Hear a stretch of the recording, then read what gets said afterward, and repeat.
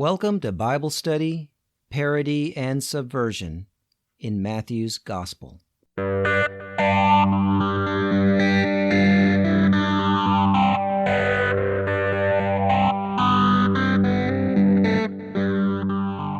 of the problems in communication between people of power and privilege and those who don't have as much power and privilege is that people of power and privilege tend to talk in terms of ideal and abstract theories which don't really work on the ground.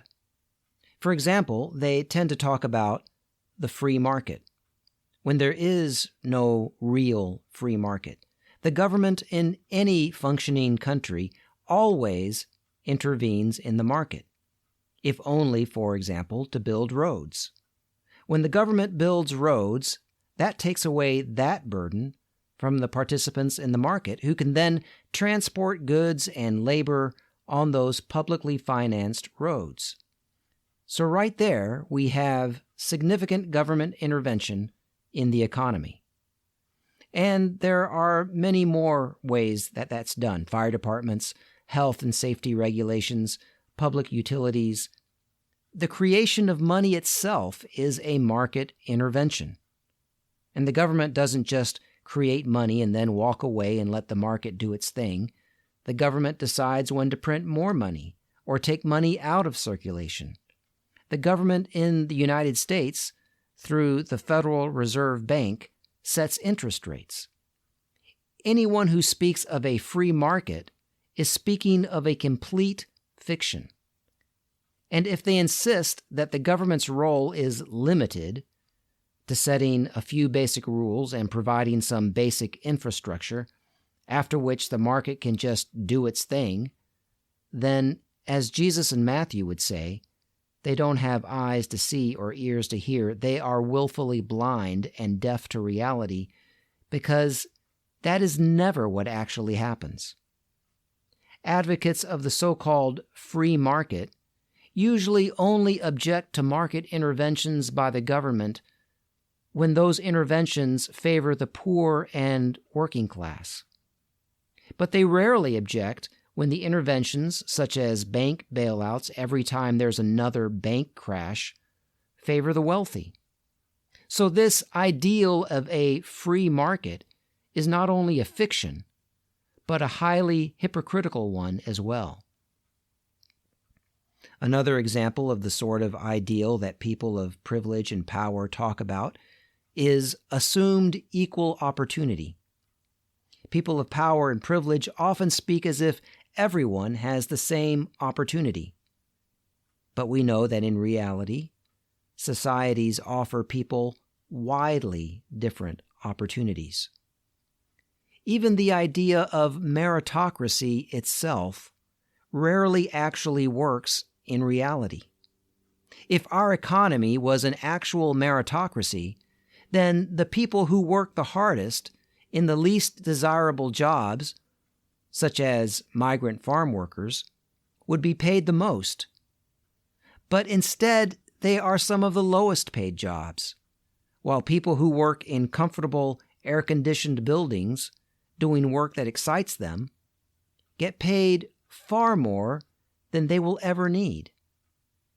So these nice theories of the free market and assumed equal opportunity and meritocracy are lofty ideals that exist only in the abstract, floating high above the earth in the collective imagination of the powerful and privileged of the world, never making it down to the ground. And that's the sort of thinking that Jesus calls out in the passage for this episode. My name is Bert Newton, and this is episode 40 of Bible Study, Parody, and Subversion in Matthew's Gospel.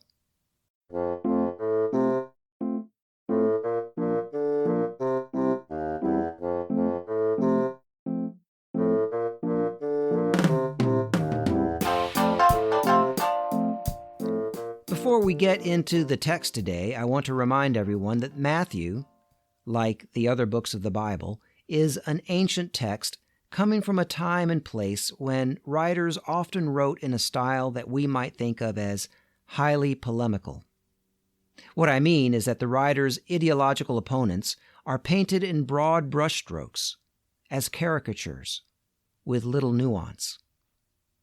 And I think that if we are honest, and we usually are not, but if we are honest, a lot of writing and speaking today tends to do the same thing.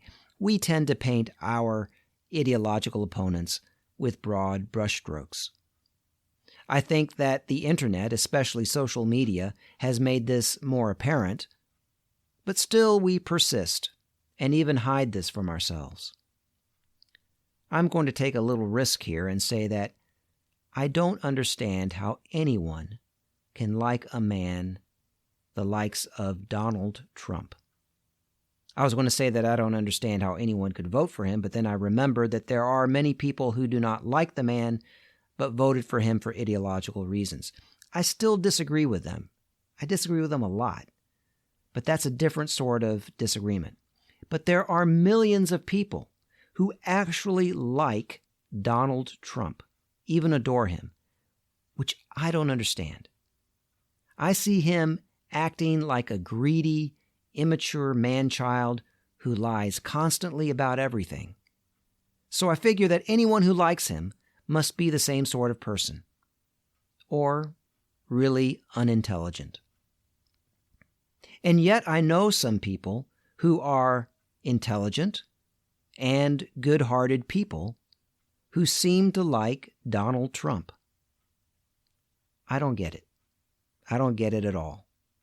I cannot comprehend why they like him. It makes absolutely no sense. They don't act like that. They would never act like that. So why do they like someone who does? So I have railed on social media not only against Trump, but also against his supporters. And you probably think I'm about to repent of that, but I'm not. I don't think that's necessarily wrong. I mean, we can debate about tactics and strategy in any given moment, and I know that some people might say that we should never attack or criticize the common supporter of someone like Trump, but I'm not convinced of that. Even nice people need to be called out for supporting people and policies that are dangerous and harm lots of other people. Now, the point I'm trying to make, and perhaps I have not used the best analogy, but I'm trying to make a point about Matthew's caricature of Pharisees and, as we will see in the passage that we're about to look at, Sadducees. Matthew's caricature lacks nuance. And given Matthew's situation, I think that's fair. I think he has good reason to paint these groups with broad brushstrokes. And let me be clear, I'm not saying that the Pharisees and Sadducees are analogous to Trump supporters. Rather, I'm saying that Matthew's caricature of them is analogous to my caricature of Trump supporters. A better comparison to today's situation, although still very, very rough, would be with establishment parties. The Pharisees and Sadducees were the two major parties in Jerusalem in the early first century.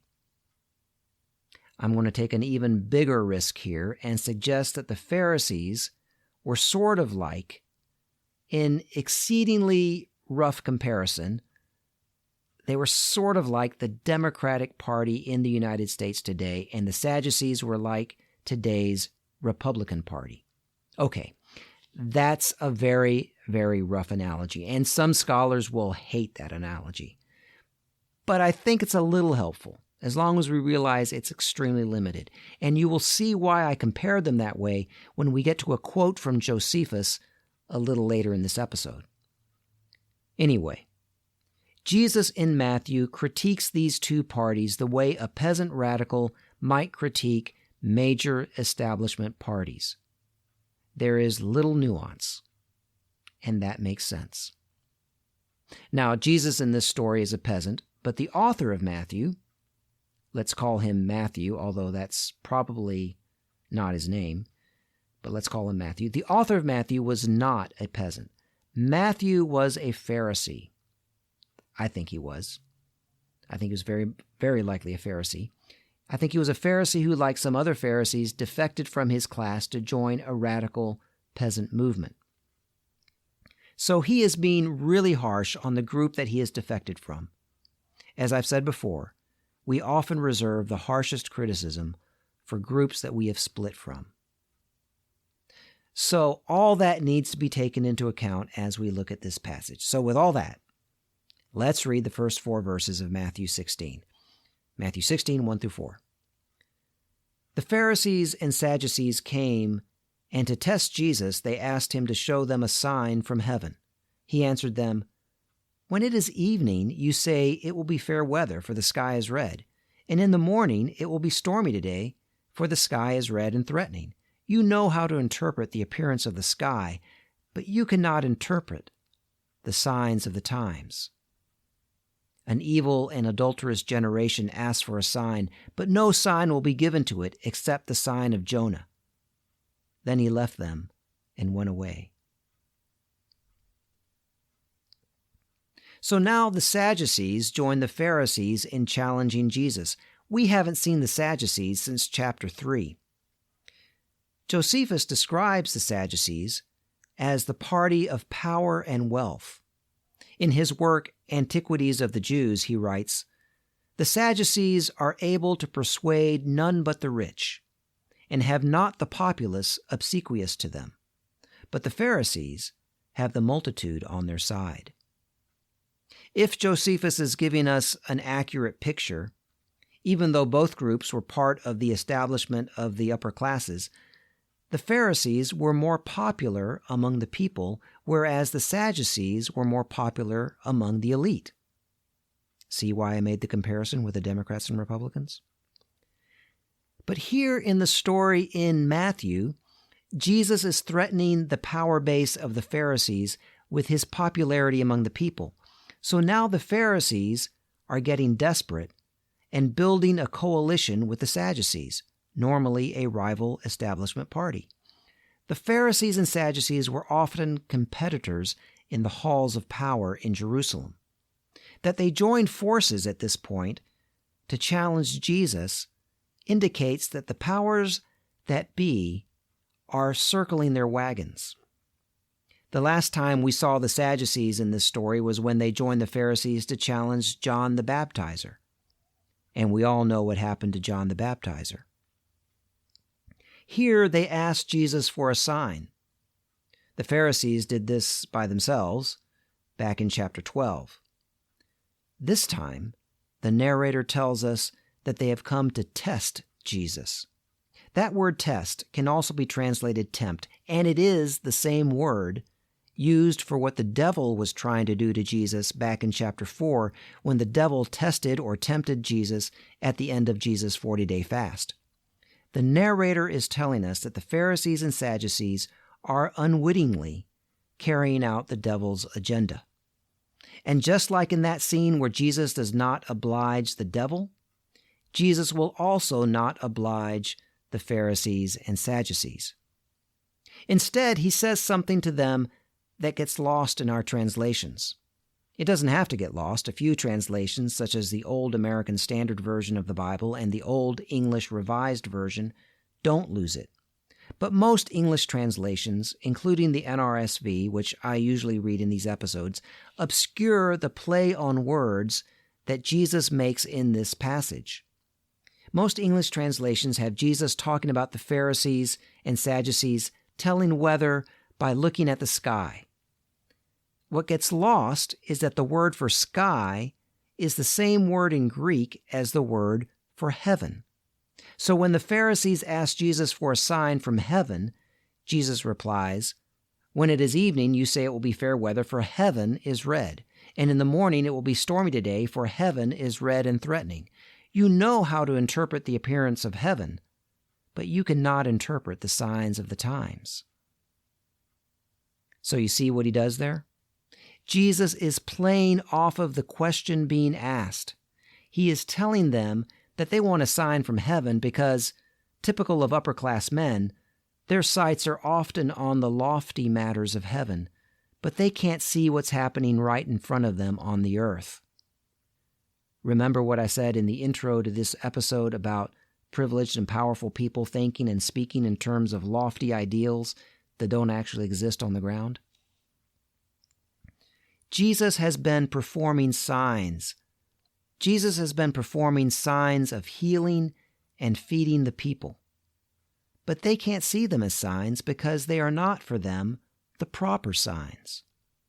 Now, while we modern readers might assume that any miraculous act would count as a sign, an ancient reader would not make the same assumption. What the Pharisees and Sadducees are asking for is not something supernatural, but something proper that they can respect. They don't respect Jesus' healing and feeding work. In fact, they have been challenging his practices of healing and who he eats with. They want to see a proper sign of his authority. What we think of as the supernatural aspect of the sign is not the salient point for them. What is salient is the socio-political nature of the sign. They see Jesus gaining power and authority among the people, and they think they can expose him as a fraud if they ask for a proper sign, which they assume he can't give. This is not about supernatural versus natural, but rather about where Jesus gets his power and authority. But Jesus will not play that game, just as he would not play that game with the devil. Again, he tells them that the only sign that they will get is the sign of Jonah. In other words, his death and resurrection in triumph over the forces of imperial death. That will be the sign. The Jonah story was interpreted by Israelite literature at the time as a story of metaphorical death and resurrection. In chapter 12, Jesus' statement about the Jonah story reflects this understanding, that it is a story about death and resurrection.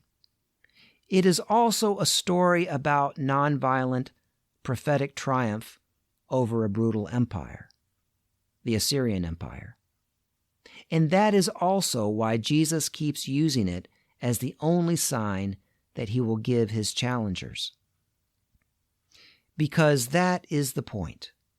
All three groups, the Sadducees, the Pharisees, and the Jesus movement, all want liberation from empire, at least in theory. The debate is how to get there. The establishment groups are trying to do it in establishment ways. They often have arcane arguments about the law and tradition. If they can get that right, they believe then that God will deliver them. Of course, this method has not worked, and it's not likely to work or change anything, but that's okay, because these upper-class groups are in no hurry. They have carved out a comfortable place for themselves in the current situation. Some of them even have Roman citizenship. So a method that is not likely to work or change anything, while at the same time signaling to everyone that they are zealous for their nation's laws and traditions, serves them well. Kind of reminds me of how slow, privileged people in our society are to take action to change things. On the other hand, Jesus and his disciples are peasants who bear the brunt of the current situation. So Jesus is not interested in investing in fantasy ideas that never get anywhere. While he is under no illusion that things will change quickly or easily, he is addressing the material situation of what his people are experiencing on the ground. Jesus is oriented toward the times. He tells the Pharisees and Sadducees that they can't read the signs of the times. The Greek word for times is kairoi, the plural of kairos, that famous Greek word that you've probably heard of, which often carries the meaning of the critical or opportune moment. Jesus is telling them that these are the times of opportunity. The time to act and make a difference is now. The time of liberation is now. Jesus is taking action now. He is healing and feeding people now. He is leading this movement, organizing Jewish and Gentile peasants now. But Matthew Matthew is writing this all down approximately 50 years later. When Matthew is writing this down, Rome not only remains, but has destroyed Israel. So what does Jesus mean that the time for liberation is now, which from Matthew's point of view is 50 years ago? How does Matthew find hope in this liberation 50 years later after Rome has destroyed his nation and Rome's end seems nowhere in sight? And what sort of hope can we find 2,000 years later here in our current situation in the 21st century? I think we begin to get that answer later in this chapter as Jesus begins to talk about the communities that will put into practice his teaching of the new society. But for now, my name is Bert Newton. The music for this episode has been provided by Bob Nolte and David Martin. Please share this podcast with your friends and enemies and everyone in between. You can support this podcast through PayPal. Just send the donation to subversivewisdom@gmail.com. A big thanks to all who have done that. Thank you so much. You can also email questions and comments and notes of encouragement and secret hopes of liberation that the Holy Spirit has whispered in your ear to be shouted from the rooftops. You can mail all of that, email all of that to subversivewisdom@gmail.com. This has been episode 40 of Bible Study, Parody, and Subversion in Matthew's Gospel.